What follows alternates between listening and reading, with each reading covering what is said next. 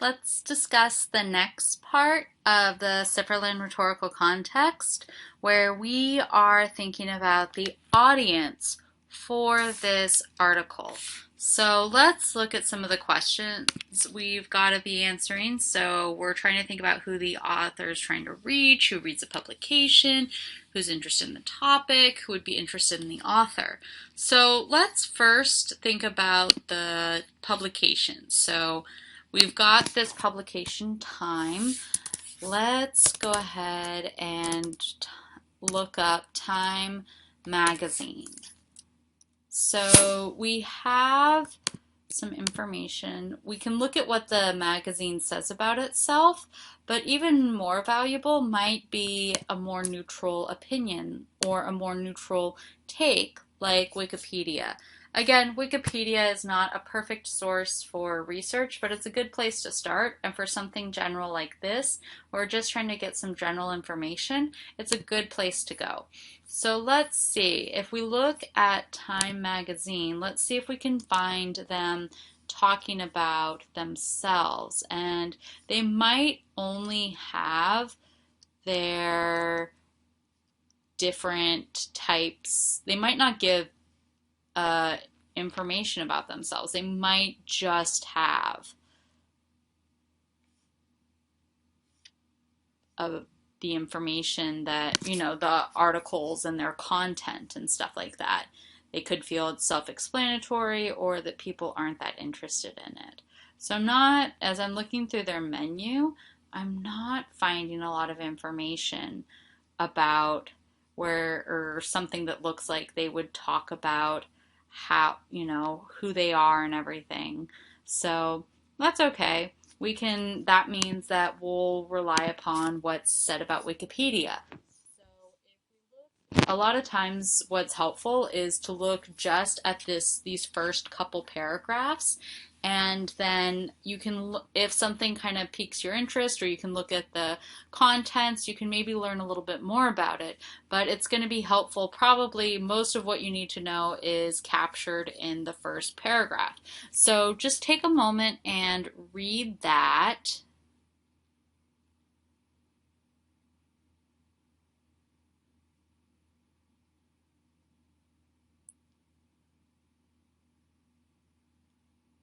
All right, so we can see that one thing that kind of sticks out is that Time has the world's largest circulation for a news magazine. So the print edition has a readership of 26 million, 20 million of whom are based in the United States.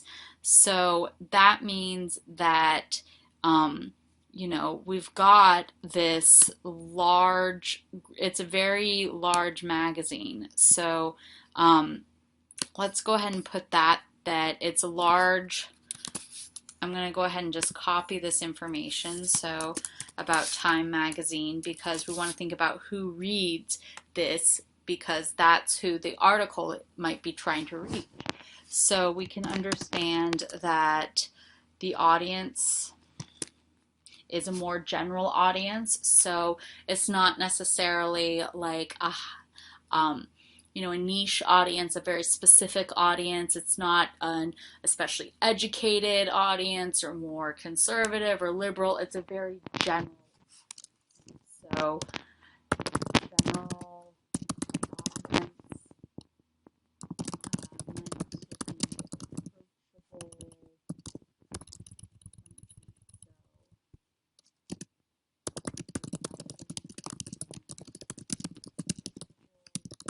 So we've got this information about we've got this information that, okay, it's about it's going to be a more general audience. But we're also going to be learning a little bit more specific. But going back to this idea that, it's meant to be approachable and not especially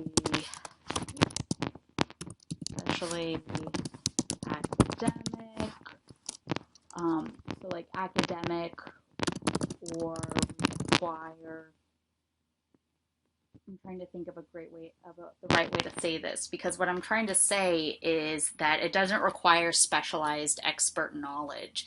It can be read by anyone, like if you're waiting in the doctor's room or something like that.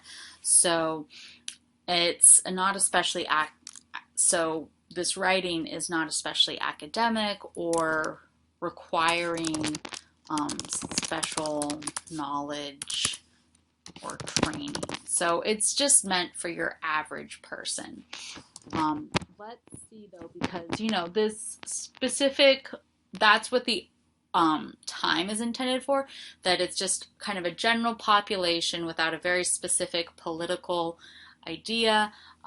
But what we do want to think about is what this audience maybe, or sorry, this author maybe has a specific audience member in mind.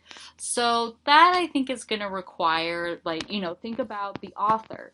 So, you know, the audience might be people concerned with health. And if we look at this, we can see that it's talking about not just any kind of health trends, but more specifically, the health trends that might affect how children are, understanding things. Because there's this marketing campaign that's aimed at them. And at the same time, so the people that are appearing in this marketing campaign, what's happening is that they're also sponsoring these beverages or these foods that are really unhealthy. So these children are receiving these mixed messages. So, it's not just health people who are concerned about health trends in general. So it's thinking about health trends.